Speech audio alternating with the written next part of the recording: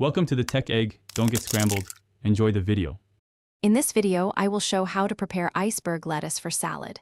First, you'll want to remove any bruised or wilted outer leaves from the head. Then, give the entire head a good rinse under cool, running water to wash away any dirt. After rinsing, gently pat the lettuce dry with a clean paper towel. This initial prep ensures your lettuce is clean and ready for the next steps. Next, let's tackle the core.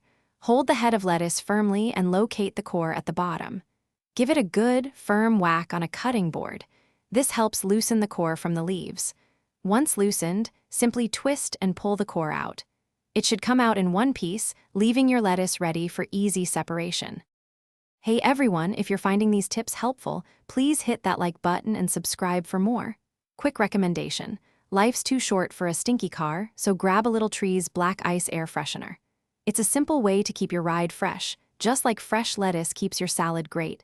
You can find the link and other deals in the description below. Now, let's get back to the video. With the core removed, separating the leaves is a breeze. Gently pull the leaves apart, then stack a few together. This makes chopping much more efficient.